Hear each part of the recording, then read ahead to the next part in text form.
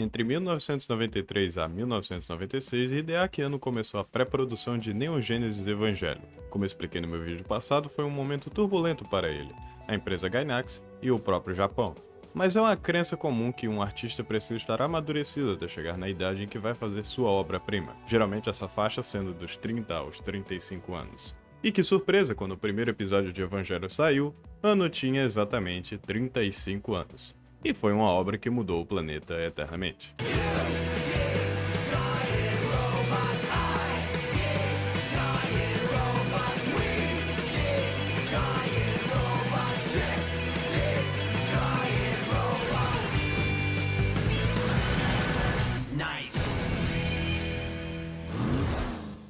Só pra começar, podemos falar o óbvio por alguns segundos? A direção de arte desse anime é fenomenal. Tem muitos momentos onde o Anno segura o frame de alguma cena por meio minuto. E apesar de ser, em alguns casos, uma técnica para encher linguiça quando o orçamento dos episódios ir para as últimas lá pro final, a composição dos quadros são tão icônicos e bem feitos que editar esse vídeo tá sendo uma beleza. Eu posso pegar qualquer cena de Evangelho para provar meu ponto de que ele é bonito parado, e ainda mais bonito quando está em movimento. Os robôs titulares da obra são uma aula em design visual por si só. Essa é a parte que eu vou atrás na minha palavra e legitimo o Catão Podcast. Olha pra esses bichão gigante correndo e pegando um anjo caindo lá do espaço, muito foda mesmo. Uma das lutas mais icônicas do show é o Shinji e a Rei lutando contra um losango azul. Em qualquer outro lugar seria impossível levar a sério, mas de alguma forma Evangelion consegue passar imposição e medo em um PNG de um prisma, ou em uma bola de borracha flutuante, ou em um espermatozoide, ou em aquelas tatuagens de piranha, sei lá o que é isso. E não é exagero dizer que o EVA 01 é o robô mais icônico dos animes, pau a pau com o Optimus Prime em termos de reconhecimento internacional. Ele consegue ser igualmente amedrontador e B10 com seus olhos cerrados, seu chifre e omoplatas estendidas, sem contar seu icônico padrão de cores verde e roxo. Um detalhe sutil no design dos três EVAs principais que eu gosto bastante é que um é uma evolução do outro representada na quantidade de olhos que ele tem. A unidade 00, por ser um protótipo, é um caolho, a 01, unidade de teste, tem 2 olhos normais, e o EVA 02, que é o produto final, tem 4 olhos. Mas eu não tenho preconceito aqui, se pudesse teria uma estatueta de todos eles em casa. Quanto que tá um? É mais barato do que eu pensava até. O design sonoro é outro que merece parabéns. Essa é de longe a melhor composição de Shiro Sagiso, o que dado o currículo dele é um elogio e tanto. As músicas infelizmente não podem ser colocadas aqui no vídeo por motivos de direitos autorais se você não for membro, mas todas as músicas aqui, entre a abertura ao encerramento, são icônicas e perfeitamente encaixadas nos momentos que precisam. Não há exemplo melhor do que a música tema da Misato tocando nos momentos pacíficos da trama. O tema de batalha quando os anjos atacam, que é tão icônico que foi reapropriado em Shin Godzilla quando o monstrão estava atacando a cidade. Tinha que aproveitar que o diretor era o Anno pra reutilizar a música, eu acho. E até quando toca essas músicas clássicas como a Nona Sinfonia de Beethoven quando o Kaoru invade o Geofront. Não posso deixar de lado também a abertura que fala por si só, Cruel Angel Thesis. Eu sempre pensei em fazer um vídeo falando das minhas aberturas favoritas de anime como Topa Buraco, caso eu fizesse algum vídeo curto nesse meio período de tempo que faço longa-metragens, mas se quiser um spoiler da lista, a abertura de Evangelion provavelmente receberia no mínimo uma medalha de prata quando o assunto é composição musical, iconografia e uma amostra grátis do que o anime vai ser. Passa uma vibe misteriosa, épica, grandiosa até. Em parte é isso e em parte também não é. A cantora Yoko Takahashi ironicamente não sabia nada do anime e até pouco tempo não tinha visto o Evangelho, e conseguiu fazer um marco cultural na história do Japão maior que tudo na sua carreira. A edição frenética dos personagens piscando como produto da Jack T junto com alguns títulos chaves pegam seu olho logo de cara, te fazendo pensar, nossa, isso aqui vai ser importante, isso também? Mas isso aqui que não apareceu ainda. É muito simples, mas é um simples tão bem feito que é impossível não elogiar. Um dos primeiros memes da internet que persiste até hoje. Tem versão South Park, a versão de Jojo, a versão Nando Moura, a versão Dudão. Ah não, pera, fui eu que fiz esse. É uma das músicas mais tocadas no Japão, a ponto de o pessoal odiar ouvir ela tocando de tanto repeteco que é no karaokê. É tipo o equivalente brasileiro de Evidências do Chitãozinho Chororó de lá. Todo mundo já cantou essa música pelo menos uma vez na vida. Já podia virar o hino nacional esse ponto. Tem a versão da dubladora da Arei, do Shinji, da Asuka, do dublador do Vegeta. Tem a versão Shoegaze, que era um protótipo que também é muito boa. Foda-se, vai ter a minha versão agora também. Se liga no meu vozeirão. Zankoku na tenshi no yoni. Sério, qualquer versão dessa música funciona. O mesmo vale para o encerramento do anime Fly Me to the Moon, que por problemas de licenciatura foi cortado da Netflix, que é outro motivo para você não ver o anime pela Netflix. Em episódios diferentes, a música vai ser cantada pela cantora da abertura ou uma das diversas dubladoras do elenco, dependendo de quem for a personagem de foco. É um patamar de qualidade que colocaram nas trilhas sonoras que vai se manter até o fim da franquia, seja os jogos que só pedem a licenciatura da trilha do anime e até os fantásticos remixes que iríamos ouvir nos filmes rebuilds. Muitas pessoas chegam em mim querendo que eu fale de um anime baseado em vibes, história, estética e tal, e apesar de eu apreciar que vocês me deem recomendações, essa não é a melhor forma de vender o peixe pra mim. Quer que eu me interesse por algo mesmo? Fala uma trilha foda do bagulho, porque aí você me pega de primeira na base do ouvido. E eu tenho que te contar, o elenco de dublagem de Evangelho é uma coisa de outro mundo. Eu sempre odiei esse conceito de que personagens masculinos no Japão, por default, precisam ser dublados por mulheres para sempre em animes, dado sua jovem idade. Isso vem desde a Masako Nozawa dublar o Goku criança no Japão e ficar com a voz dele até hoje, o que faz parecer que desde então virou padrão dubladoras ficarem em papéis masculinos, e sempre foi algo que consistentemente quebrou minha imersão em alguns quesitos. Mesmo em Dragon Ball, eu não consigo concordar com a ideia. A Masako Nozawa pode até ser um ícone lá no Japão, mas a voz e o personagem são duas coisas que não encaixam na minha cabeça. Desde os meus 13 anos eu já tinha a voz dessa grossura. Então quando eu vejo homens bombados jorrando testosterona em formato de aura pelo ar, sempre me pareceu muito dissonante quando eles soavam como alguém com sérios problemas hormonais. Felizmente há exceções, e Megumi Ogata é talvez a maior de todas para mim.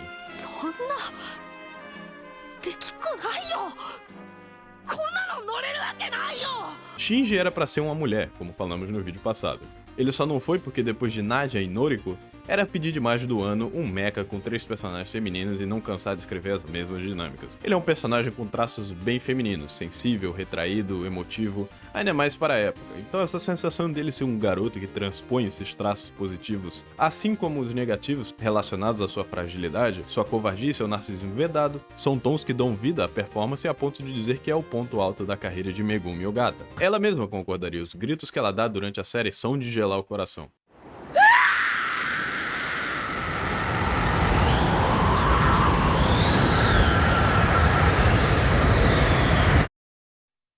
Quando eu penso na voz de um garoto japonês, é difícil não pensar na voz do Shinji e a vida que Megumi deu para fazer o personagem se sentir vivo. Coisa que ela mesma já disse ao evidenciar as diversas vezes nas sessões de dublagem que saiu do estúdio com dor fisiológica das cenas que atuou lá na frente do anime. Ogata não é nem a única Megumi que brilha aqui em Evangelho, considerando que temos Megumi Hayashibara, dubladora da personagem Rei Ayanami.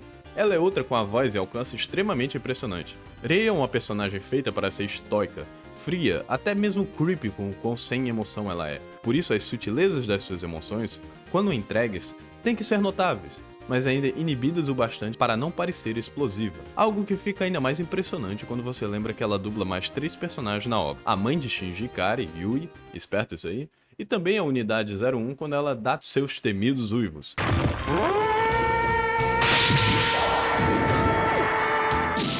Ela também dubla o Pinguim. Por essa você não esperava, né?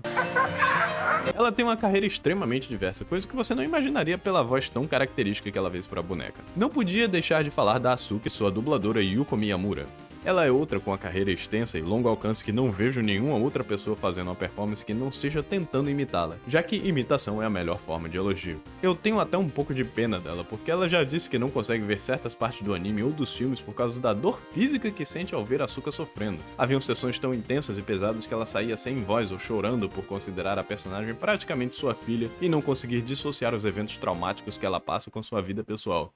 Depois de dublar a Asuka em End of Evil, o próximo papel que ela pegou foi a Casca em Berserk. Eu posso até continuar se vocês quiserem. Que tal a voz da Misato, que captura a dualidade da personagem como uma major imponente da Nerve com poder militar e político para dar as ordens nos robôs que salvam o mundo, para a patética mulher com 30 anos na cara que só sabe beber, fumar e dormir dentro de casa e que deixa todos os afazeres domésticos para o mesmo garoto de 14 anos que cuida. Ela equilibra os dois com a graça inigualável. Que tal o do Gendo Ikari então? Sempre imponente, intimidador, mas carregando consigo um tom perceptível de amargura. Até os figurantes desse anime acabam virando dubladores com carreiras incríveis lá na frente. Todo mundo envolvido em Eva foi agraciado com um toque de Midas. Olha pra esse cara aqui, Shigeru Aoba. É um personagem completamente negligenciável na história. Um cientista da Nerve que é amigo de 2 outros técnicos de computador que servem a doutora Ritsuko Akagi. Alguns anos depois ele dublou o fodendo Dio Brando. Meio que estragou o alcance dele, já que antes ele fazia personagens mais contidos e depois virou meio que um typecasting pra ele fazer personagens mais excêntricos. aspas, mas foda-se, ele com certeza não deve estar reclamando com a grana que ele recebe. Evangelho é o tipo de anime que o roteiro se escreve sozinho em certos quesitos. O que mais eu posso falar sobre esse anime que geral não sabe, né? O primeiro episódio em si joga tudo na sua cara em termos de personagens, suas dinâmicas seguintes e alguns temas e pontos que serão trazidos de volta e afastados de acordo com o andar dela. No ano futurista de 2015, um evento cataclísmico conhecido como Segundo Impacto deixou o mundo mudado para sempre.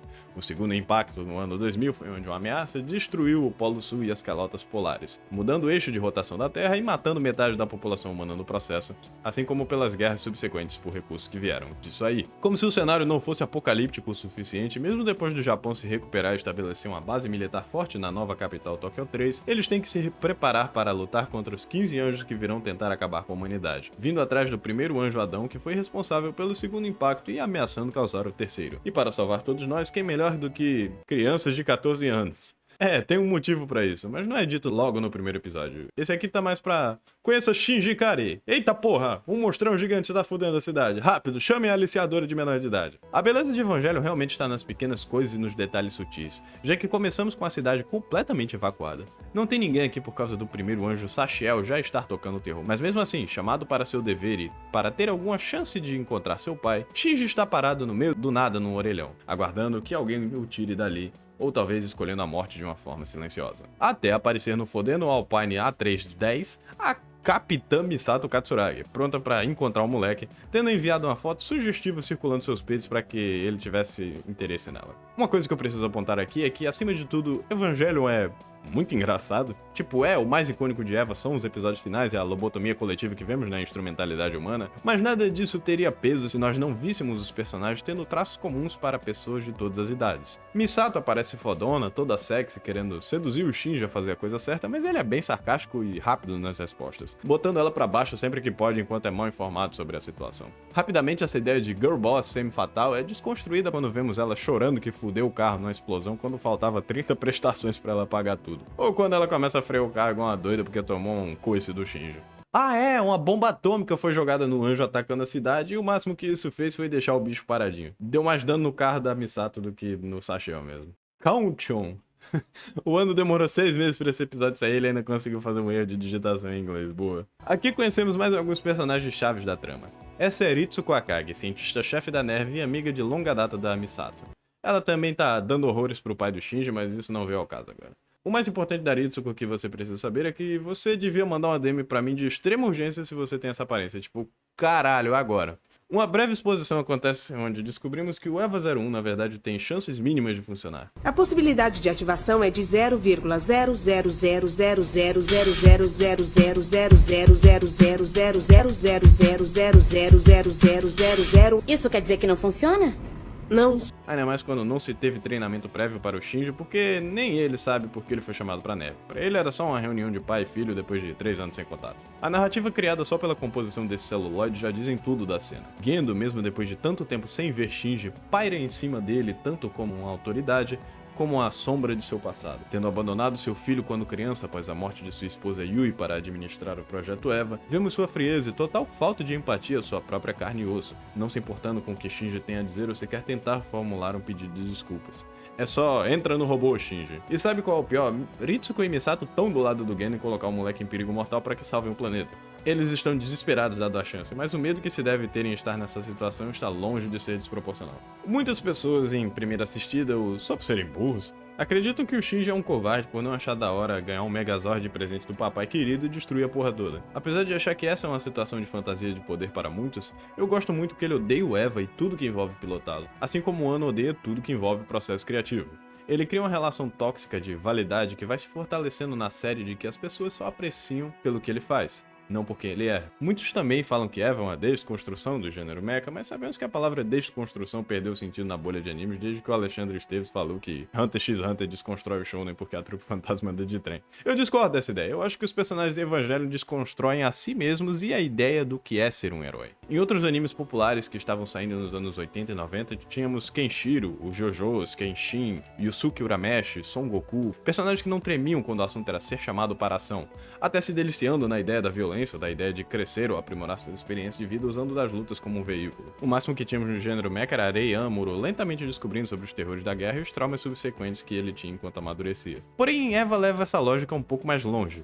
E se nenhum dos pilotos dos mechas tivesse estrutura psicológica para aguentar o mundo que vive mesmo sem precisar lutar com os anjos. Shinji e Asukirei, por mais que tenham seus problemas, são tudo menos covardes ao meu ver. Por mais que Shinji tenha essa fama de bebê chorão em alguns círculos, ele sempre fará a decisão certa de enfrentar a situação e raramente fugir pela pressão de tudo. Mas por isso vir sempre contra sua vontade, entrar no EVA vem com a frustração e a violência internalizada de alguém que não sabe como pôr para fora as agressões que sofreu na vida, sendo um pacifista. Ah é, a Rei aparece aqui.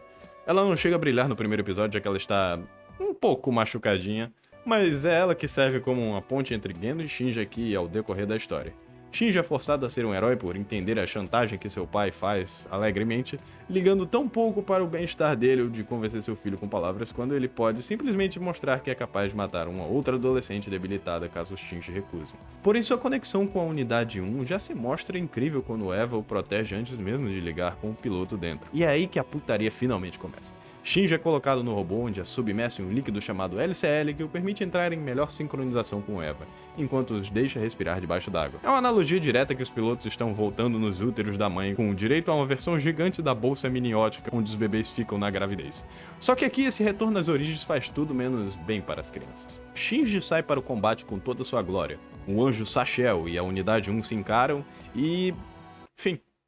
É impossível assistir só esse episódio e nunca mais encostar no anime com o quão bom ele é em te instigar a ver o próximo, cara. E o próximo episódio nem dá uma conclusão direta sobre a luta contra o EVA. Tudo que nós vemos é o Shinji apanhando contra a Sachel. Sua falta de experiência já sendo provada quando ele mal consegue dar um passo pra frente sem cair. Ótima ideia, pessoal. Daí pulamos para o que acontece depois da luta. Um Shinji melancólico sendo transferido para morar na casa de Misato porque ou era isso ou um buraco igual onde Arei mora. E nisso as camadas dos dois vão se descascando ao vermos quem eles são quando sozinhos. Misato é praticamente outra personagem dentro e fora de sua casa, assim como na frente e longe de Shinji. Apesar de ser uma major competente em seu trabalho, tendo autoridade tática e militar para mandarem todos na neve em situações de combate que não sejam Gendo e seu subcomandante Fuyutsuki, fora desse ambiente ela é meio que uma fracassada. Ela é uma trintona encalhada que vive com um pinguim de estimação, não cuida da casa, só faz beber e dormir, que é igual a todo mundo nessa faixa de idade que eu conheço. Dado que o maior feito gastronômico que ela faz no anime é curry podre em cima de cup noodles, essa porca do caralho provavelmente se beneficia mais em morar com o Shinji do que o Shinji morar com ela. Essa mulher não tem vergonha de ter que dividir os afazeres de casa com o moleque que ela adotou? Bem, vergonha é a última coisa que ela tem, dado que ela comemora tomar uma cerveja igual alguém que cheirou uma carreira de crack. E... pausa. Esse frame aqui é poderoso. Você sabe quantas playlists de moleque sad boy nasceram por causa desse frame? Isso aqui marcou uma geração mais do que muitos animes, se pá.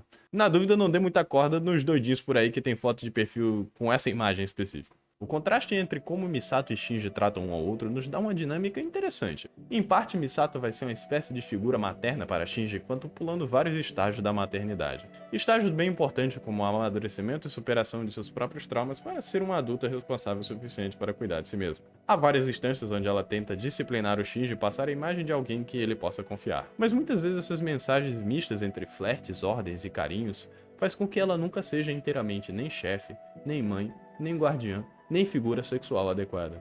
Quando jovens, podemos ver a liberdade de alguns adultos e invejá-los por poderem fazer o que quiser com suas vidas, até chegarmos lá e enxergarmos que, em alguns quesitos, estamos mais presos ainda na nossa mente e imóveis desde sempre, falhando em sermos diferentes do que sempre criticamos, o adulto mal resolvido, que carrega os mesmos problemas que tinha quando jovem. Por mais que Misato queira ajudar, sua incapacidade de entender seus próprios sentimentos a deixa incapaz de ajudar quem ela quer. Enquanto isso é explorado, vemos a recuperação traumática do piloto em sua primeira missão, assim como a explicação do que está acontecendo nos bastidores, em particular o projeto de instrumentalidade humana. Iria demorar um total de 2 anos após o lançamento da série para que esse termo fosse tomar o holofote, então vamos explicar logo isso. Há uma organização chamada SEELE que está atrás de evoluir a humanidade para seu estágio mais elevado, largando a presença de um corpo já que estagnamos no mundo como indivíduos. Os anjos conseguem fazer o terceiro impacto e tomar conta do planeta por estarem em uma guerra com a humanidade devido aos seus ancestrais, Adão e Lilith, que decidiram abrigar o mesmo planeta e brigarem por território. Enquanto os anjos só querem se fundir com Adão e aniquilar a humanidade com o terceiro impacto, SEELE planeja fazer seu próprio terceiro impacto, unindo todos os seres humanos ao transformá-los em Infanta Laranja. Suas aparências e individualidades iriam sumir, mas com isso também sumiriam os conflitos e a confusão coletiva de tentar se definir como único em um mundo de tantas particularidades entre outras pessoas. O atrito diminuiria para zero ao custo de você perder tudo o que faz você alguém. Supostamente devia ter um foco maior na Sailor como os Illuminati desse universo. Eles controlam tudo pelas sombras e financiam tudo o que acontece nos setores importantes do mundo.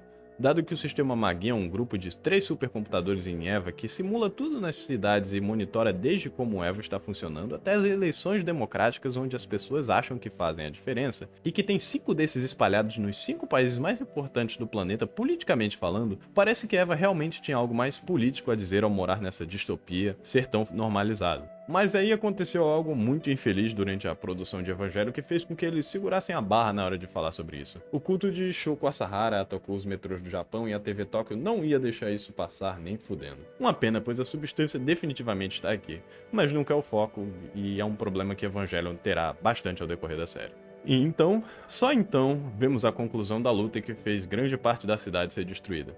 Apesar de Shinji tomar uma surra da vida dele, algo acontece com a Unidade 01, fazendo ela acordar de forma que lute assustadoramente, parecendo um animal. Mesmo com o Sachel explodindo em desespero, o Eva anda sem sofrer nenhum dano notável. Muito foda, mas não é à toa que Shinji acordou no hospital. Poucas pessoas além de Iritsuko no momento sabem da verdadeira natureza dos Eva, mas eles são produtos de uma engenharia reversa complexa onde conseguem clonar tanto Adam quanto Lilith e criar um híbrido biomecânico. Mas para ele conseguir ser controlado de forma certa, uma alma humana precisa ser posta no monstro, o que resultou em várias pessoas sendo sacrificadas até acharem uma compatibilidade muito maior entre mães e filhos, com a única exceção sendo Rei, mas ela já é um caso muito à parte para sequer ter mãe.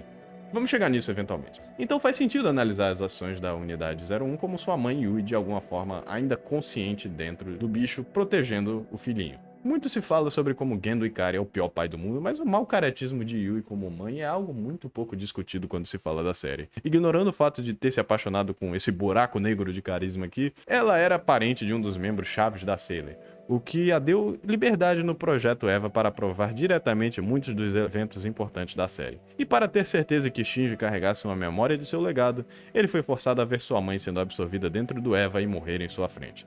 Apesar de suas motivações serem ambíguas, eu não vejo motivo de fazer este propósito sem ter algum grau de perversidade em suas ações. Ao entender que ele carrega esse trauma duplo nas 2 primeiras relações que ele formou na sua vida, é fácil então enxergar do porquê todas as outras são tão insatisfatórias para Shinji. No terceiro episódio, ao vermos ele lentamente tentando se acostumar contra sua vontade aos treinamentos simulados dos Evas, é evidente sua passividade e, em parte, seu vitimismo e narcisismo vedado sobre as coisas que lhe estão acontecendo. Ele é o único que pode derrotar o próximo anjo e ele odeia isso, mas e daí? O que ele pode fazer a respeito? Nada. Então, deixa as coisas como estão. E é uma atitude na qual Shinji mantém para todos os eventos e relações que o atingem. Tudo para ele é um incômodo, e por mais que ele queira fugir de tudo que o deixa aflito, como ser humano, é impossível que ele não sinta todo o espectro de emoções que todos nós temos, incluindo a dor, a tristeza e, acima de tudo, sua solidão. O dilema do ouriço de Schopenhauer ser mencionado diretamente aqui é de uma coerência muito sensível. Vemos Shinji tentando e falhando em se enturmar na sua sala de aula, ambiente onde ele não podia estar mais próximo de seus iguais em idade e mentalidade, mas ainda assim se nega de se aproximar de outras pessoas por se contentar com a indiferença. Seu colega de sala, Toji Suzuhara, é o primeiro a confrontá-lo por sua irmã ter sido hospitalizada graças à destruição da cidade durante a luta contra Sachel, algo que o faz tomar um soco na cara para descontar a raiva. Shinji poderia falar várias coisas, pedir desculpas, justificar suas ações ao explicar que não teve controle do Eva, mas tudo que conseguiu dizer foi que não pilota o Eva por querer, tomando outro soco por provocar Toji.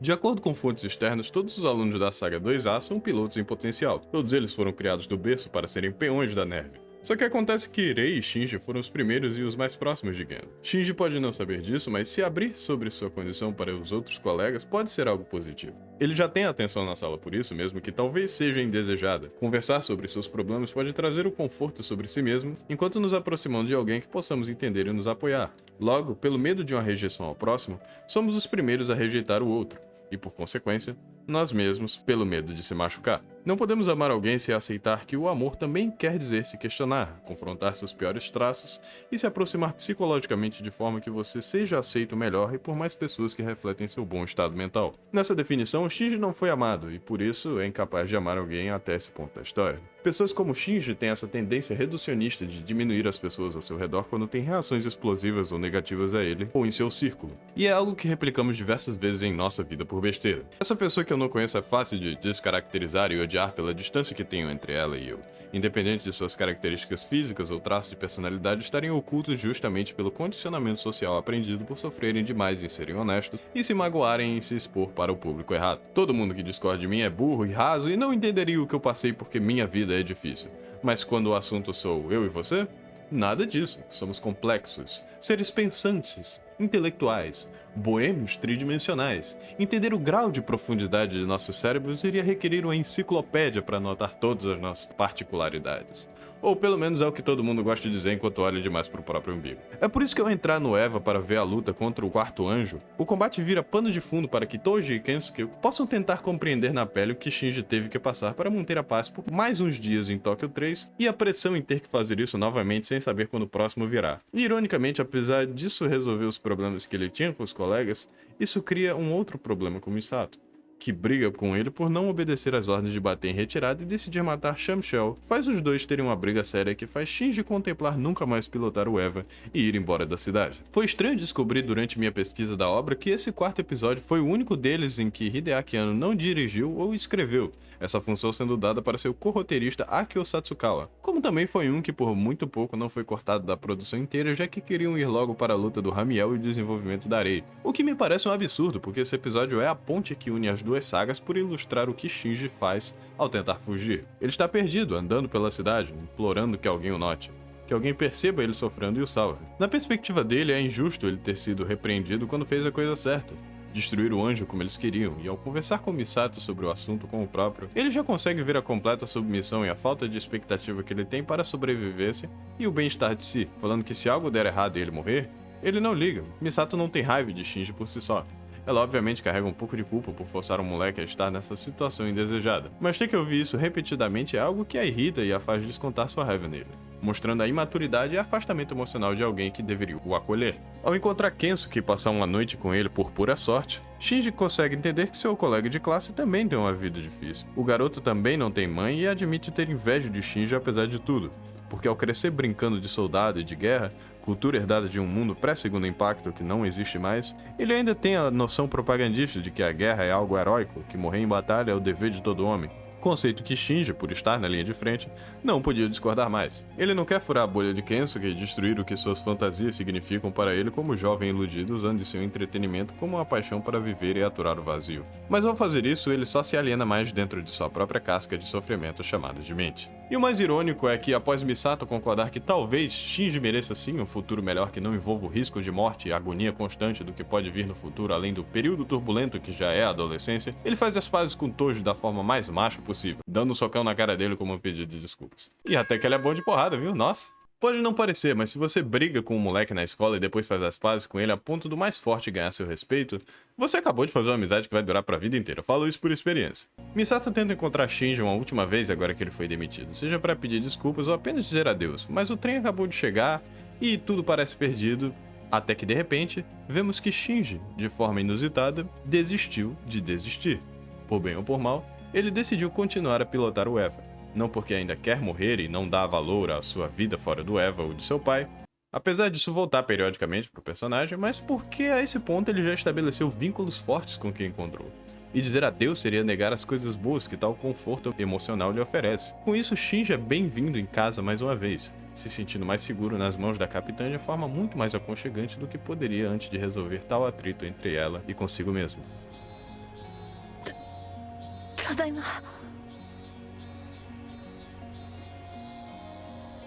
Okaeri nasai. E para fechar esse arco introdutório do anime, vamos falar da primeira piloto do Evangelho Unidade 00, Rei Ayanami. Rei sempre foi minha personagem favorita da série, não só pelo seu design misterioso e creepy, como também por sua personalidade e desenvolvimento ser bem sutil quando comparado aos outros dois pilotos. Ela é uma versão mais extrema do Shinji quando se trata de não dar valor à sua vida, se colocando ativamente em perigo a ponto de assustar o próprio com o quanto ela não liga para si mesma. Isso se dá por Rei já ter morrido uma vez, e não pelas mãos dos anjos. Rei não tem mãe, sendo clone da mãe de Shinji, Yui Ikari, após uma tentativa falha de tirar a alma dela de dentro do EVA quando morreu.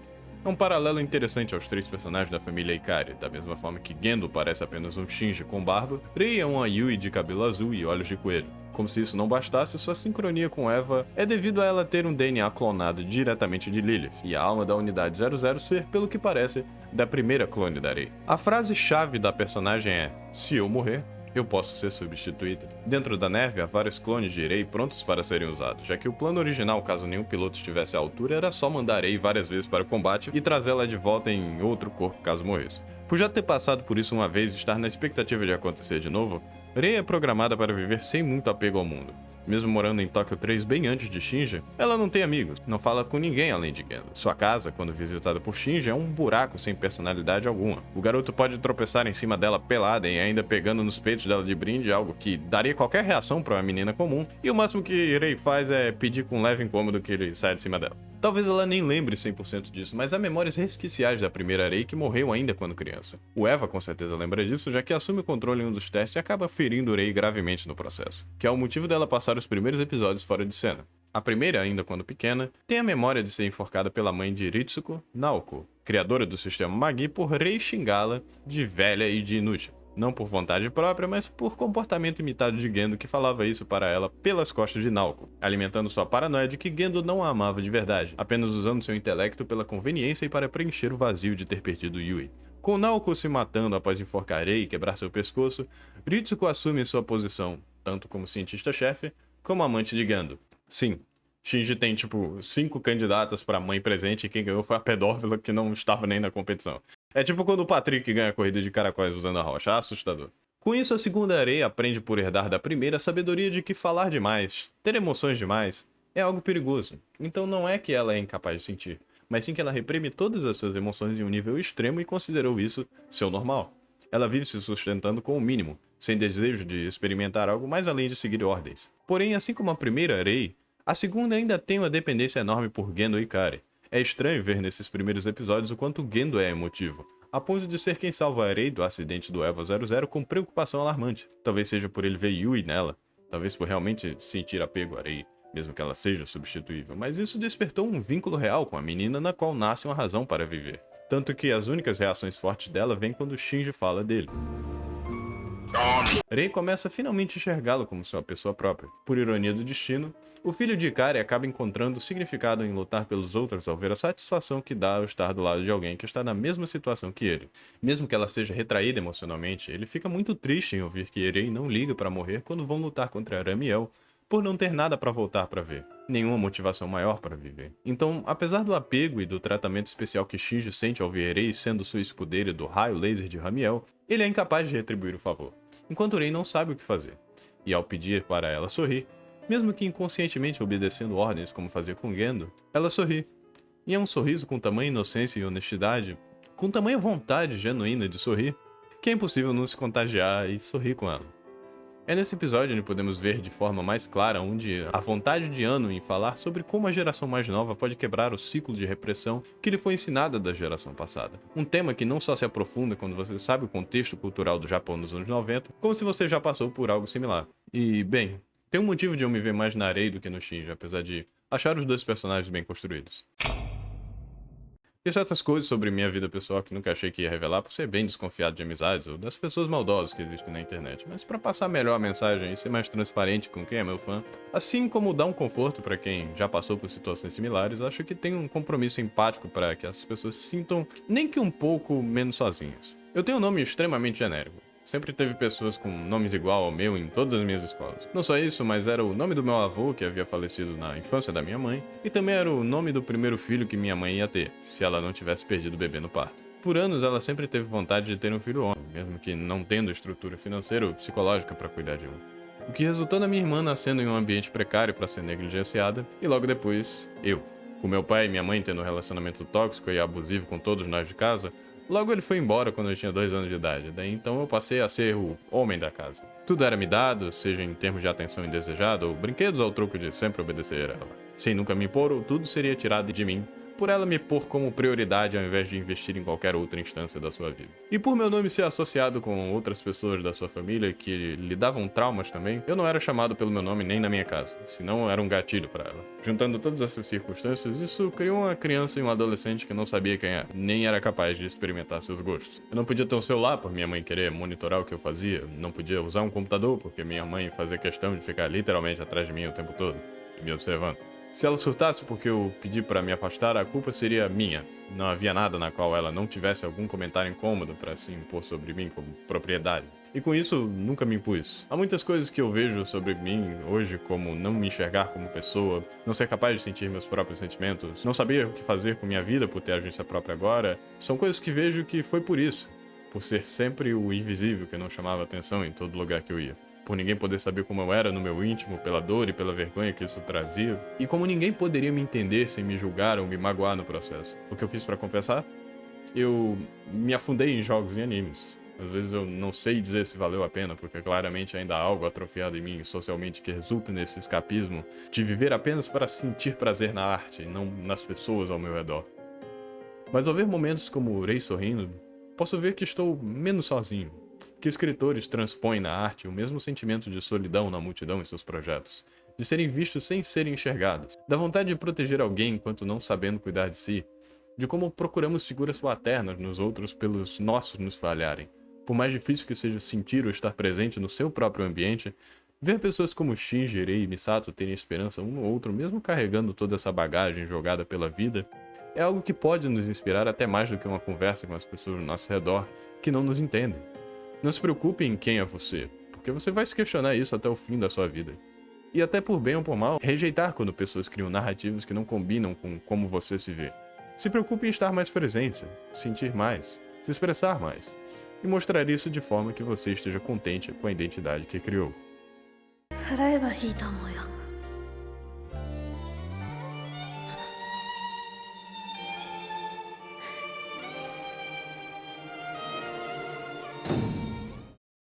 Agora, se o anime fosse só sobre o elenco que temos até agora, ele já seria algo impressionante que marcaria o ano. O Hideaki Anno e 1996. Temos dinâmicas aqui que podem durar 26 episódios facinho. Tanto que o próximo seguido nem introduz ninguém novo, apenas sendo uma demonstração de que Misato é sim uma capitã destemida. Indo dentro de um robô rival do Evangelion chamado Jet Alone, que demonstra interesse internacional de ter poder similar a Nerve, mas a corrida de armas é destruída quando descobrimos que o plano foi sabotado de forma interna graças a Gendo e Ritsuko para que eles não tivessem concorrência. O problema é que Anno encontrou um gargalo preocupante. Depois do episódio 6, ele sentiu que já tinha escrito tudo o que tinha planejado para Rei e não tinha mais apego ao personagem. Parte de mim acha que Anno é uma das pessoas que menos entendeu a própria obra, dado o sucesso de Evangelion e a personagem da Rei no Japão, historicamente sendo a mais popular quando posta contra Asuka no marketing e no merchandising. Seu design exótico e seu silêncio que instiga curiosidade são traços perfeitos para garotos de propaganda. Mas não estando feliz em criar apenas o arquétipo de personagem que dominaria os anos 90 e 2000 dos animes, que no caso daria a Kudere, logo depois veio Asuka Langley Soryu, formando a tsundere suprema para as seguintes gerações com sua icônica frase Anta baka? A introdução de Asuka é talvez tão icônica quanto a de Shinji ou do Eva 01. Enquanto os dois outros pilotos são como tartarugas saindo das cascas e se escondendo quando preciso, Asuka é como um pavão selvagem, mostrando tudo logo de cara. Literalmente, a primeira cena em que ela aparece é com um sorriso na cara enquanto sua saia sobe no vento para mostrar a calcinha. Ela é sem dúvida uma daquelas garotas de personalidade forte, eufemismo pra não dizer insuportável. Tudo pra ela é motivo de briga, mostrando óbvios traços de feminilidade tóxica quanto mais ela interage com o grupo. Ela não perde nenhuma oportunidade pra desmerecer o Shinji, até batendo nele e assumindo o pior dele como um pervertido, enquanto se sensualizando e procurando validação emocional no adulto no qual ela é apaixonada. Kaji, tendo ciúmes de Misato por causa dos dois serem ex-namorados e por eles claramente ainda pensarem em reatar. Como se isso não bastasse, Misato põe ela no mesmo teto que o Shinji, fazendo esses colegas de quarto baterem cabeça ainda mais. Nem a Rei fica de fora do ódio de Asuka, ela é tão mesquinha que consegue arranjar problema com o jeito que a Rei fala, sendo que ela mal fala. Tudo vira motivo de briga pra Asuka. O Shinji tem um aumento na sua taxa de sincronização, ele não merece nem ganhar um parabéns em paz sem ela falar que é a melhor. Afinal, ela é a garota mais popular da escola, todos são apaixonados por ela. É um privilégio estar em sua presença como Hellish Mortal. Ela sempre precisa ser a líder entre os três, mesmo quando um deles sabe o que está fazendo melhor do que ela. Traços assim, uma pessoa faria qualquer um chamar a Asuka de uma pirralha insuportável. E por grande parte da história, ela é isso mesmo. Sempre tem o eterno debate de quem é melhor entre Rei e Asuka, e a verdade é que depende do sentido que você faz a pergunta. Se for quem eu acho melhor, bom, eu tenho uma figura da Rei na minha sala e nenhuma da Asuka até hoje. Eu acho que isso já diz bastante do que eu penso. Mas se estivermos falando de quem teria o relacionamento mais funcional caso fosse formar um par com o Shinji, ainda seria a Rei. E é porque a Rei namorando o Shinji ainda seria um caso de pseudo-incesto por ela ser a mãe / irmã dele por clonagem. Ah, odeio Freud. Mas assim, um ano claramente escreveu esses dois para serem um casal. Eles podem não ser o casal mais funcional do mundo, mas os casais no mundo real dificilmente são também. Eles se merecem, você torce para eles como indivíduos para melhorarem seus defeitos e assim, por consequência, torce para que eles interajam melhor um com o outro. Assim, o trio principal e secundário se fecha, não só entre pilotos, mas com os adultos, podendo assim desenvolver Misato, Ritsuko e Kaji melhor. O ritmo dos episódios aqui toma um rumo diferente, virando mais um monstro da semana enquanto o pano de fundo é lentamente puxado. Isso não quer dizer que os episódios são ruins, é mais que há menos a se falar além do que já foi apresentado se desenvolvendo. Mas ainda temos umas pérolas boas, tipo quando a Nerve fica sem energia e vemos o grande vilão Gendo Ikari, mestre da manipulação, enganando tanto seus trabalhadores quanto a organização mais poderosa do mundo, não tendo psicológico para aguentar um calorzinho sem pegar uma bacia. Se o Evangelho se passasse no Brasil, ele tava fudido. É um alívio essa mudança de ritmo narrativo, não só porque ficar falando episódio por episódio ia ficar um saco, mas porque Kaji e Asuka exploram temas que os outros do elenco não conseguiriam puxar sozinhos. Voltando para Asuka, como eu vi esse anime mais ou menos na idade que ela tinha, é fácil projetar alguém nela e imaginar-se na idade de Shinji tendo que aguentar meninas insuportáveis. Mas tem um detalhe que muda tudo nela que faz Asuka ir de um personagem unidimensional para um dos mais humanos do anime. Ao contrário de Yui, que morreu no EVA, a mãe de Asuka, Kyoko, conseguiu ficar viva após o experimento para transferir sua alma à Unidade 02. Mas isso veio ao custo de sua sanidade, ficando debilitada a ponto de sequer reconhecer Asuka como filha, preferindo dar carinho a uma boneca de pano do que ela. Isso criou na menina um complexo bem forte, onde por mais que ela tentasse chamar a atenção da mãe, ela a tratava como lixo. E no dia que foi convocada para ser a piloto, o motivo na qual Asuka estava se esforçando tanto, teve que ver sua mãe enforcada como presente, um suicídio causado por sua perda de identidade, assim como pelo seu marido e pai biológico de Asuka tê-la traído. Assim como Rei e Shinji, ela não sabe que sua mãe está dentro do EVA por não saber a natureza do projeto, o que a faz pensar que ela só foi abandonada pelo resto do mundo. Quando então vemos como ela age, é fácil entender que sua necessidade por validação masculina ou por ser a melhor vem de nunca ter recebido a atenção que queria quando criança, criando um ódio pela mãe a ponto de dizer que nunca mais deixaria ninguém a ver chorando por ser uma posição fraca, lembrando do estado em que ela ficou antes de se matar. No fundo, ela, assim como todos dentro e fora de Evangelion, só querem ser entendidos sem se sentirem julgados, sem ter que soltar um diálogo explícito e doloroso sobre como são e o que sentem. Sua atitude mesquinha é boa para esconder o sofrimento que ela tem em seu íntimo, algo que, por experiência, tenho que admitir que funciona. Vamos voltar pra mim por um segundo. Como deixei subentendido anteriormente, eu não tenho a melhor relação com meus pais. Minha mãe sofreu de transtorno bipolar a vida inteira, então papo de entrar em surto e puxar uma faca pra brigar com meus outros familiares. Eu não era bom o suficiente pra ser chamado pelo meu nome, mas era considerado homem de casa antes mesmo de virar homem pra resolver essas situações. Minha supressão emocional vinha de qualquer reação negativa que tivesse. Seja sobre ela ou apenas por estar por perto dela, causava uma reação em cadeia para ela entrar em surto mais uma vez. Então sempre fui ensinado a não ter emoções nenhuma. Foi uma infância e uma adolescência de ver ela se jogando em carros, ameaçando suicídios e dizendo que a culpa ia ser da minha família ou minha, visitando ela em internatos e manicômios em período de 2 em 2 meses com a responsabilidade sempre caindo em mim, o mais novo. Por não ter morrido, não ser deficiente como minha irmã ou velho como minha avó, estava em mim toda a pressão de estudar para me formar, ter um emprego bom e sustentar minha família. Porque apesar do auxílio ser uma possibilidade, minha mãe nunca quis se declarar inválida e meus familiares apoiarem ela acima de nós, fazia com que minha opinião fosse descartável. Ser julgado por quem você não é,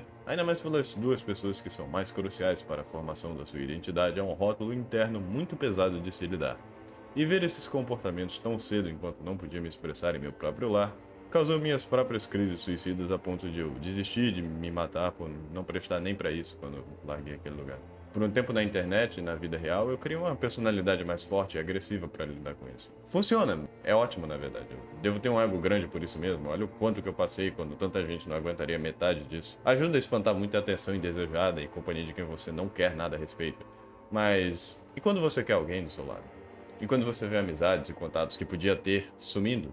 justamente porque você não falou o quanto os apreciava. E quando pessoas que você daria sua vida te distorcem baseado em falas ou atitudes nas quais você pensou que elas entenderiam. E quando você percebe que a maioria das pessoas não aguentariam passar por isso porque elas não precisavam passar por isso. Bom, isso te faz pensar que talvez você nem precisasse passar por isso também, mas passou. Adicionalmente, reforça que as pessoas não iriam te enxergar, não importa o quanto você fale. Eu sou uma pessoa acostumada com esse ódio da internet. Quando você vira chacota coletiva, te doxam e te chamam de pedófilo, quando a maior coisa que você já fez na vida foi falar mal do anime favorito de alguém, você só precisa passar por isso uma vez para entender que ninguém online é seu amigo de verdade. Mas quando isso acontece na vida real, quando é alguém que você se importa repetindo o mesmo discurso que você ouviu desde cedo, bom, faz você sentir que nada mudou.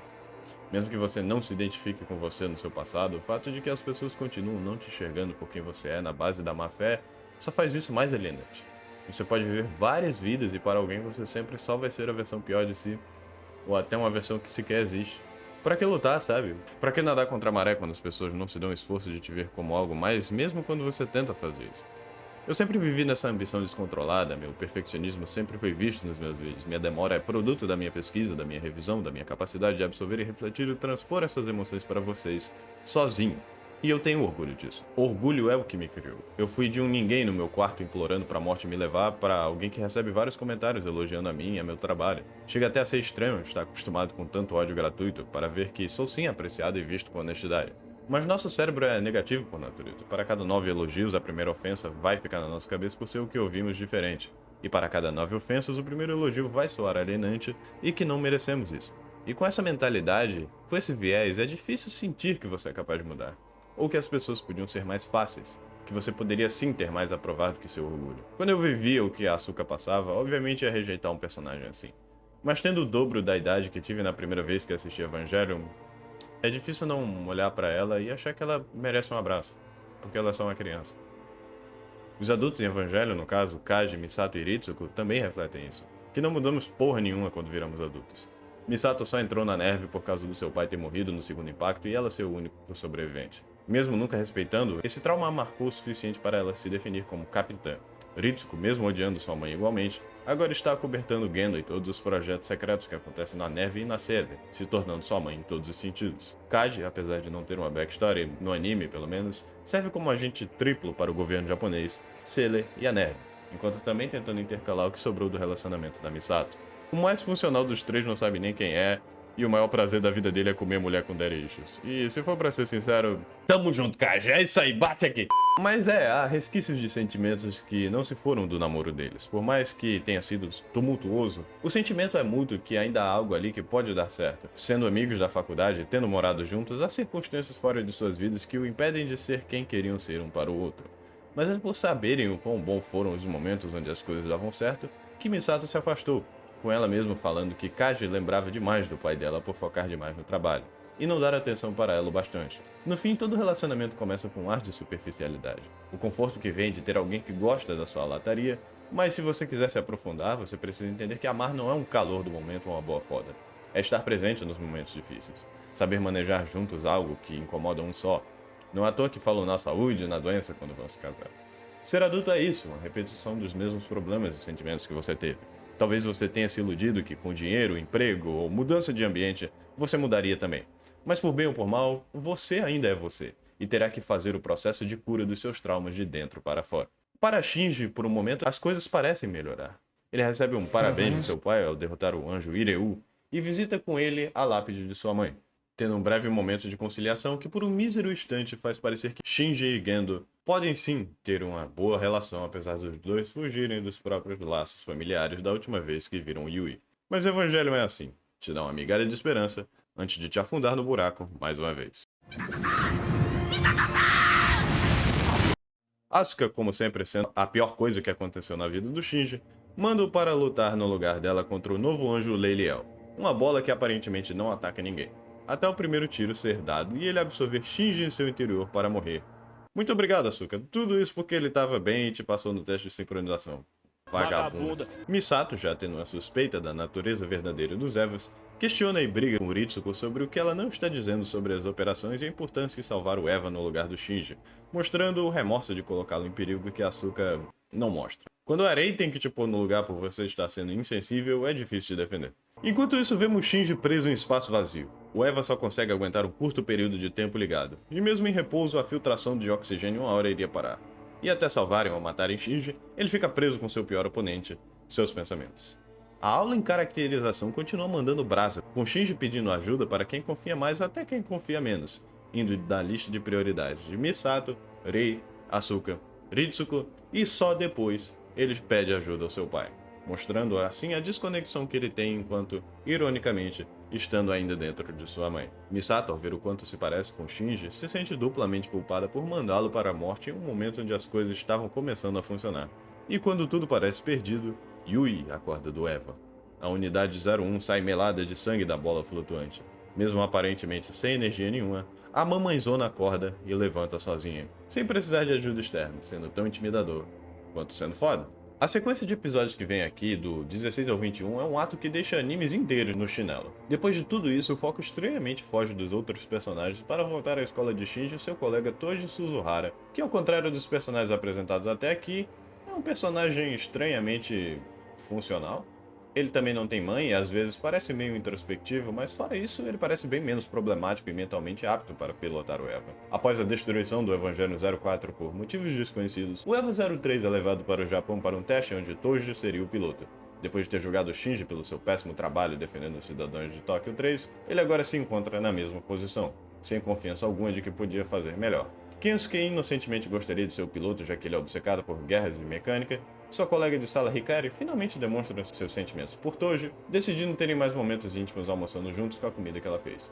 Até Rei decide conversar com Toji, sentindo um pouco de empatia na sua situação enquanto ele procura se situar nesse novo cargo. Kaji começa a tomar uma posição mais ativa na história não só como agente do governo, como para Shinji, empurrando na direção certa para motivá-lo enquanto dando-lhe pistas sobre o verdadeiro trabalho de Gendo. Esses dois não só são reflexos positivos do que Shinji pode ser, mas também âncoras para que ele tenha um círculo social maior para se lembrar de que tem algo para voltar quando tudo chegar no fim. E é exatamente por isso que eles precisam sair de cena.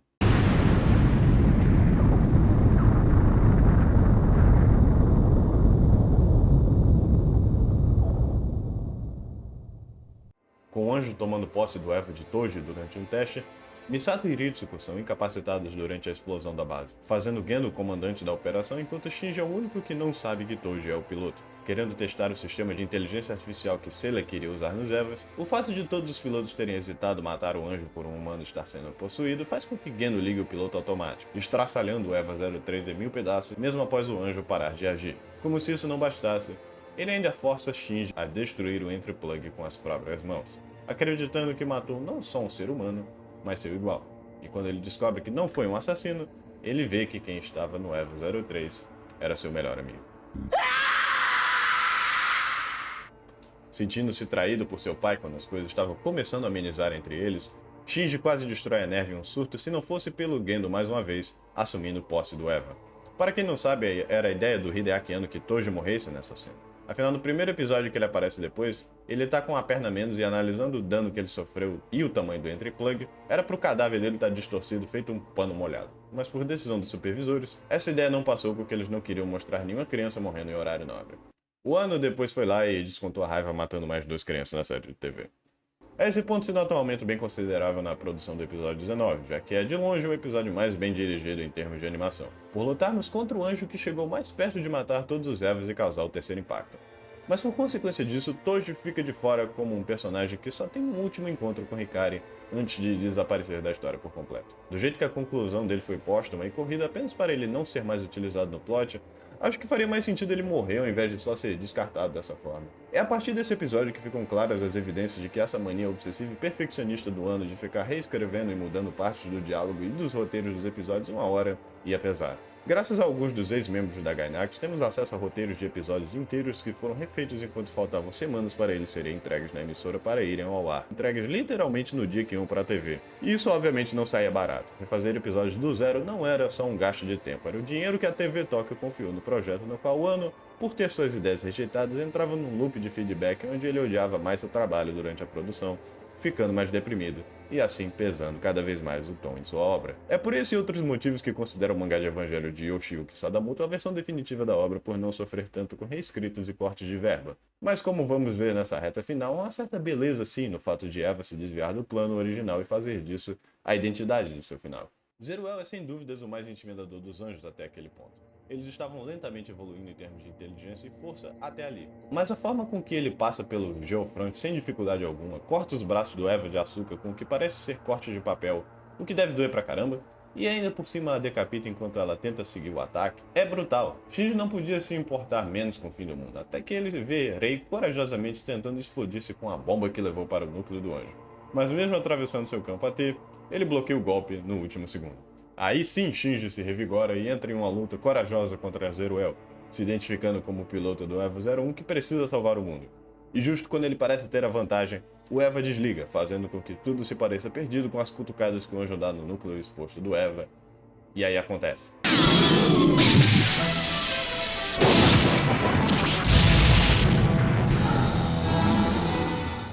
Yui acorda mais uma vez, só que no lugar de só proteger seu filhinho, ela decide comer o núcleo de Zeruel, adquirindo a energia infinita que os anjos têm desde que aquele órgão se mantém intacto. Em compensação, nosso companheiro Shinji acaba virando suco de laranja. Aí que realmente vemos sequências sendo repetidas ad infinitum. Há momentos onde Eva parece que vira um audiodrama, deixando a dublagem fazer o trabalho inteiro no lugar da animação. E com um elenco de dublagens desse eu não tenho o que reclamar.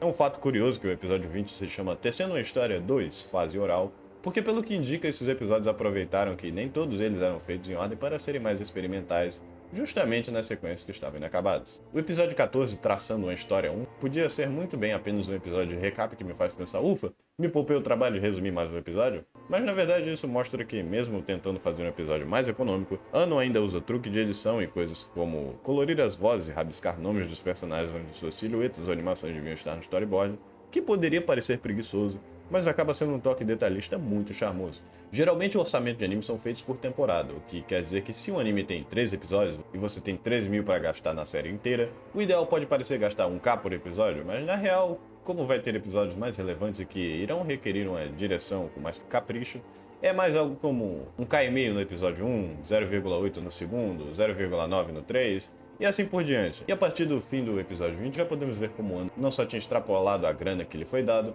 como estava sem tempo ou moral para pedir por mais. Eu quero lembrar vocês que o Shinji é tão cabra macho que ele conseguiu voltar espontaneamente para o próprio corpo em nível molecular enquanto na forma de LCL, coisa que o próprio sistema Magi tinha considerado impossível após 30 dias tentando. Eu não quero ninguém dizendo que esse moleque não vale nada nos comentários, porque se reconstruir anatomicamente até voltar igualzinho como antes, é coisa que nem o Super-Homem faz. Não é à toa que Misato vai dar pro Kaji pra comemorar que tudo acabou bem.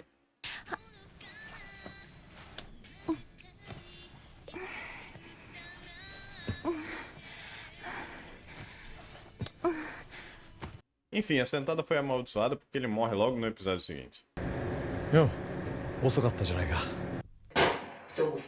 Bem, a razão de verdade sobre isso é que o Fuyutsuki foi sequestrado em resposta da Sailor, enverguendo fazendo o que quisesse para impedir a instrumentalidade de funcionar como queriam.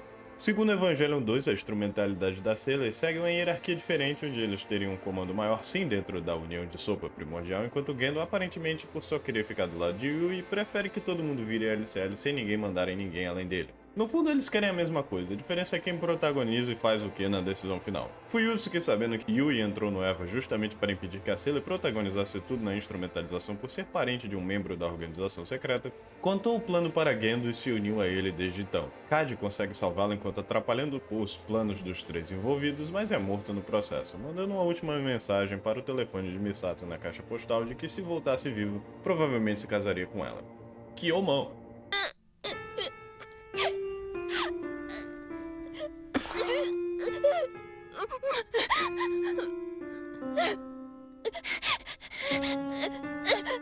Kiyominho. Não, sério, Shinji, pelo tanto que a Misato fez por você, no mínimo você podia dar um abraço nela nessa cena, seu vacilão. É estranho pensar que Fuyutsuki já foi alguém imoral que quis impedir os Evas de serem criados e denunciar a Sailor para o governo maior, mas dado que eles já eram o governo maior, ele preferiu se unir a quem mantivesse ele vivo por mais tempo.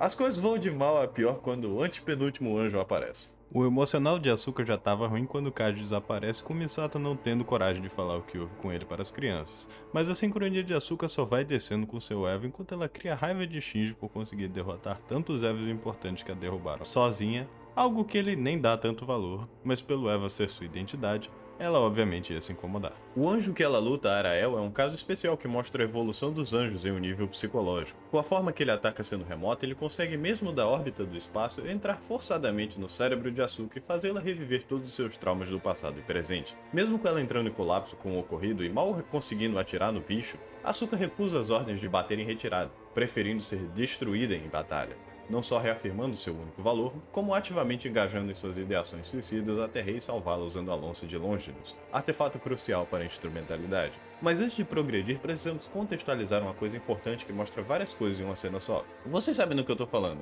A cena infame do elevador de Evangelho. Por muito tempo era comum usar essa cena, perguntar qual era o propósito de segurar um shot por quase um minuto assim, mas esse singular frame pode ser analisado de forma que interpretamos várias coisas do que a cena quer nos dizer.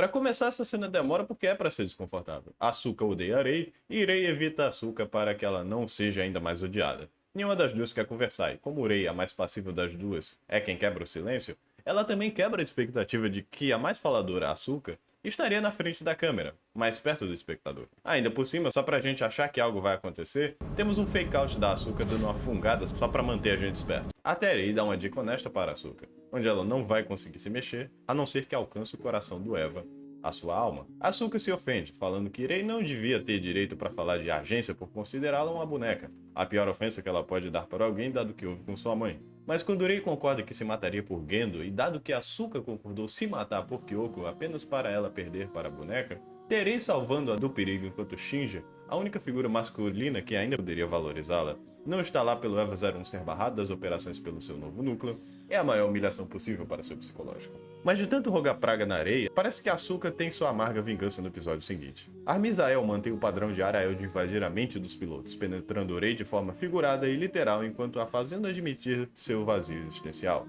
assim como o do anjo.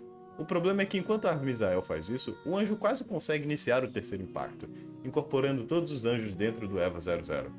E mesmo com Shinji sendo liberado para ajudá-la, o anjo projeta a vontade de Rei de se unir com Shinji no modo literal, e preferindo conter o monstro junto com seus sentimentos, ela absorve completamente o anjo e o autodestrói em seu evangelho.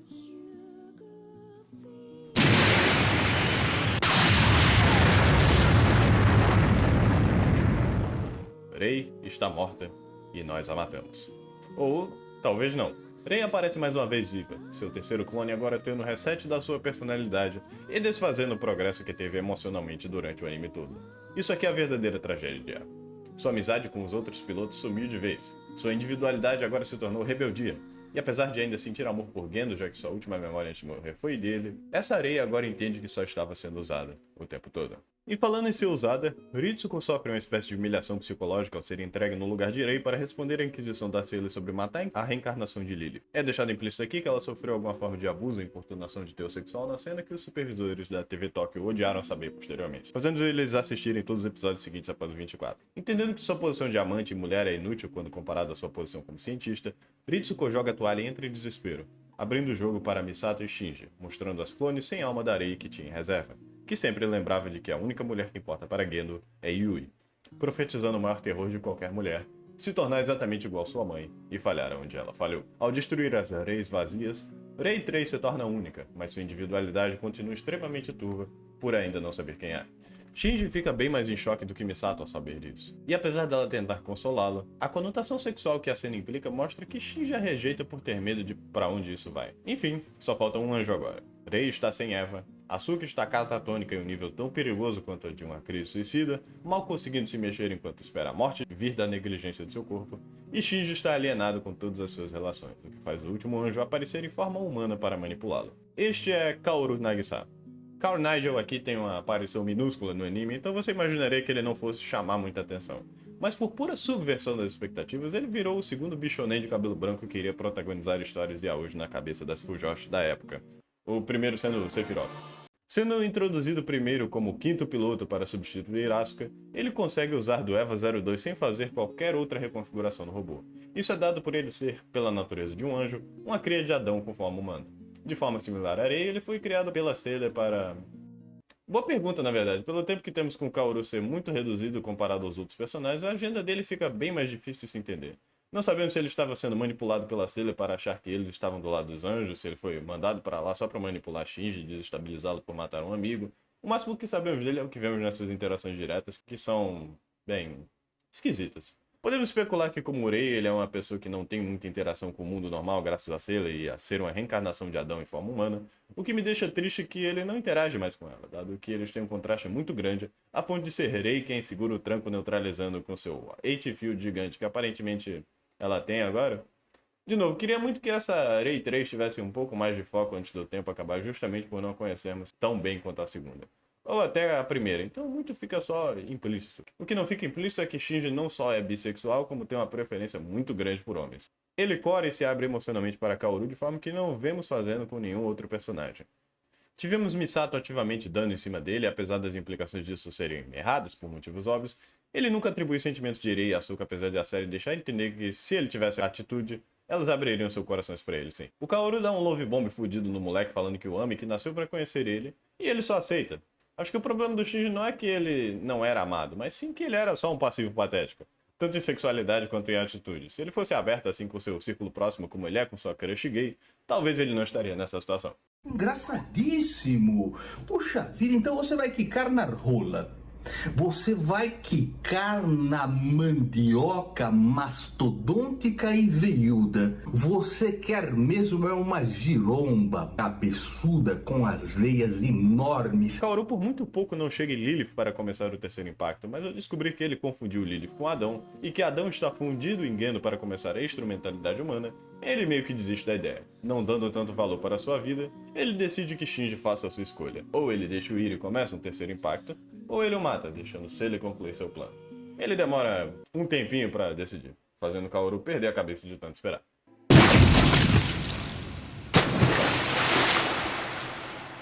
E aí finalmente chegamos nos 2 episódios finais, que é o motivo de que eu fiz esse vídeo para começo de conversa.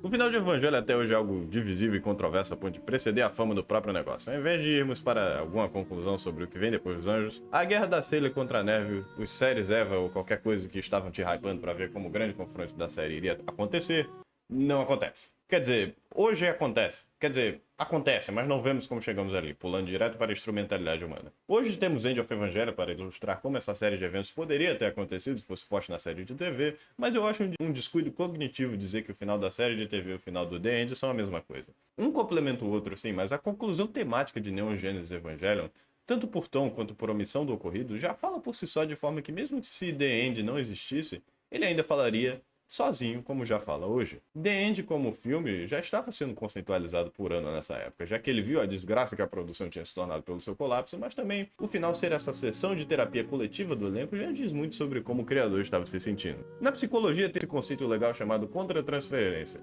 onde basicamente o paciente transfere suas emoções, negativas ou positivas, de volta no terapeuta quando ele se lembra de algo que ativa reações fortes nele.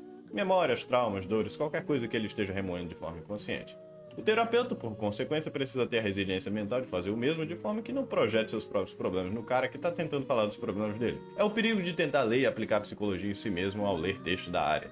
Estudar sobre ideações suicidas, traumas de infância e como isso afeta a vida adulta ou distúrbios comportamentais e seus motivos é algo que, quando se aplica a você, é preciso de certo nível de delicadeza para não ser afetado psicologicamente ruminando sobre como isso afeta, bem, você. E acho que esse foi o maior empecilho de Ano ao ler obsessivamente sobre psicologia durante seu próprio colapso mental. Ele tinha as respostas lógicas, mas somos infelizmente seres humanos que atuam mais sobre a emoção do que pela lógica. E por isso que essa pausa foi necessária. Para Ano, para o Steph e para a audiência.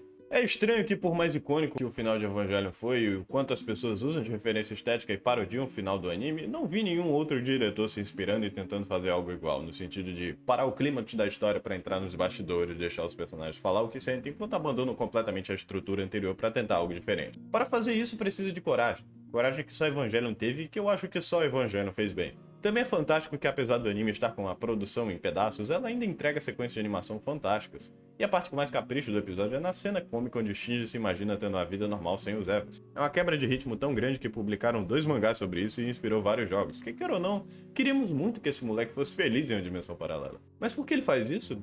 Bom, aí é que chegamos no existencialismo da coisa. Talvez a melhor vantagem que temos de Evangelion em seu final comparado ao filme The End é que temos várias perspectivas para explorar, já que por estarmos na instrumentalidade, todos os personagens somem, existindo apenas coletivamente, com eles em sua mente e eles na mente dos outros, tendo forma válida igual para todos eles. Eles aproveitam isso para quebrar a quarta parede no interrogatório, vendo as diferenças entre o Shinji dentro da cabeça de Misato, que afirma suas inseguranças como guardiã, filha e mulher, assim como o Shinji real tem visões similares das pessoas que ele conhece. A instrumentalidade é capaz de deixar todos como um só, e isso é assustador. Tenebroso até, porque põe em evidência a fuga do eu do filósofo Soren Kierkegaard. O medo do livre-arbítrio e a sabedoria que podemos escolher tudo na nossa vida é assustador. Mas essa liberdade dá mais medo ainda quando descobrimos que existimos na mente do outro e que essas pessoas e suas leituras de nós são tão reais como as que nós temos deles. Mesmo quando morremos, nós ainda existimos na mente dos outros, de todos que conhecemos, ou na posteridade eternamente se você produzir algo que vá ao público. Mas é apenas um recorte seu. Você, como você, é incapturável. Nem você pode se entender o tempo todo. Porque todos nós somos capazes de mudar sobre conceitos, opiniões e atitudes a ponto de ficarmos irreconhecíveis. Sua visão de si é apenas uma fatia de todas as interpretações válidas sua. Partindo da mesma lógica, é por você ser essa mistura que é errado deixar que você seja descrito apenas pelos outros ou apenas por si. Se fechar para o mundo é uma forma de negar o aprendizado e evolução de você mesmo ou de outro. Mas a hipocrisia disso é que se você deixar ser levado por narrativas ou desejar validações apenas externamente, você também não vive. Só é possível se considerar vivo quando existindo nessas duas instâncias ao mesmo tempo, mudando como pessoa e como conceito pelas pessoas que você interage, porque essas são as que mais devem importar para você. Por fim, para parafrasear diretamente Irei, aquele que não se ama, não consegue amar os outros também. A única pessoa que consegue entender e processar o que você sente é você mesmo. Então seja gentil com você. Não se cobre tanto. Tente se ajudar para ajudar melhor os outros. Isso é a temática em que todos os personagens de Evangelho e todos os personagens da face da Terra conseguem se identificar, ouvir e entender. É por isso que eu digo que a interpretação válida de Evangelho não importa se ela é abstrata e ignora o que o Ano está gritando de joelhos aqui. Foda-se os séries épicos, foda-se o que aconteceu com a Terra, foda-se a significação da lança de Longinus, foda-se a interpretação gnóstica da Cabala. A vida vale a pena ser vivida porque ela é sua. E o significado único dela, que só pode ser sentido em primeira pessoa por você, é o que a faz valer a pena. Você entendeu isso, Shinji? Então parabéns, filho da puta. Evangelho não diz que você vai resolver seus problemas ou que a vida vai melhorar. Muito pelo contrário, diz que as coisas vão ficar piores. Mas mesmo que você chegue no abismo em seu colapso, mesmo que você se mate, nada disso invalida os momentos bons de sua vida, quando você sentiu felicidade, porque tudo é igualmente real. Algumas pessoas consideram o suicídio uma ação covarde, quando na verdade é o maior salto de coragem que se pode fazer sobre sua vida. Eu saberia disso pelas vezes que tentei, mas também a redução da sua vida como apenas o desespero e a agonia que você sente não faz jus a tudo que você vê, tudo que você é, porque você é maior do que o seu fim. E ao entender isso, Shinji rejeita a instrumentalidade, preferindo viver no mundo real do que na ilusão do mundo sem angústia, pois se você foge de si e desvia de todo o sofrimento, você jamais alcançará a realidade da superação, como se nunca tivesse existido de verdade. Continue como indivíduo, especialmente se você já for morrer. Mesmo que você se odeie depois e se perca nesse ódio, você irá aprender e desaprender a se amar várias vezes, e todas elas vão ser tão lindas como a primeira, independente do seu fim. Shinji chegou nessa conclusão aos 14 anos de idade, enquanto ainda tendo que responder por todos os bilhões de seres humanos que estavam na instrumentalidade. Não é à toa que ele merece parabéns. Mesmo que seja só a visão dos outros que existem na cabeça dele, é algo bem válido de se ver. O que acontece depois? Não sabemos, mas sabemos que Shinji está livre do peso, do medo de não confiar nunca em si, consciente do potencial que ele sempre foi capaz, mas que nunca deu a chance. Fim. Exceto que esse não é o fim de Evangelho, né? Nem como anime, muito menos como franquia. Deus sabe que o Ano adoraria pôr um ponto final em Evangelho de forma que nem ele nem ninguém falasse mais da série, mas por bem ou por mal, ainda temos muito para se falar de Eva. Acho que The End of Evangelho merece um review por si só, dado o conteúdo e o quão grande esse vídeo já está, mas eu quero deixar um gancho para o próximo vídeo baseado na recepção de Evangelho, como as ameaças que Ano sofreu viraram um telefone sem fio que precisa ser combatido para diminuir a onda de desinformação. Há uma crença de que The End foi feito em resposta ao ódio que ele sofreu do público, dado a recepção majoritariamente negativa desse final, mas a verdade é que o público ficou bem mais dividido do que se aparenta. Houve quem amou e houve quem odiou. Não houve um mutirão organizado atrás da cabeça do Ano. Isso é um exagero. Tanto que desde o fim da série ele já queria fazer uma versão alternativa do final, mesmo que esse final já fosse uma conclusão. Eu não estou invalidando a dor que Ano sofreu com essas críticas, porque ele tentou se matar várias vezes ao ver que pessoas online estavam descrevendo como o matariam. Comentários negativos são coisas que entristassem a mim hoje com minha pequena audiência, quanto mais quando a internet era mais nova e não se tinha esse costume de só ignorar e aturar o que dizem sobre você por aí. Mas eu acho que ele se equivocou em associar toda a crítica negativa a pessoas que queriam sua morte. Ainda mais a ponto de pesquisar o que falam de você por aí em chance quando tem críticas legítimas à forma que você fez a série de TV, como eu dei aqui. E pela vandalização do estúdio Gainax, muitas dessas críticas mais leves e ponderadas desapareceram com o tempo por causa das mais hiperbólicas que chamam mais atenção, enquanto o Ano criou e distorceu a própria narrativa da realidade. Muito como Shinji fez achando que todos os odiavam porque ele se odiava, e foi com essa bola de rancor que The End of Evangelion foi feito, fazendo com que o Eva de Hideaki Anno tivesse um tom de amargura no qual ele talvez não fosse capaz de superar em vida. Obrigado por assistir até aqui. Não esqueça de avaliar, comentar o que achou e me seguir em outras redes caso tenha interesse. Agora tem esse negócio de hype nos vídeos, né? Então clique no hype, vai que me ajuda em alguma forma. Eu não entendo esse algoritmo também. Para me ajudar mesmo, considere se tornar membro do canal para ter acesso ao meu server privado, ver os roteiros dos meus vídeos, ter acesso antecipado aos mesmos e até versões exclusivas da edição na qual o YouTube me desmonetiza se eu mandar para o público sem as devidas alterações de música ou visuais. Obrigado mais uma vez pelo seu tempo e até mais!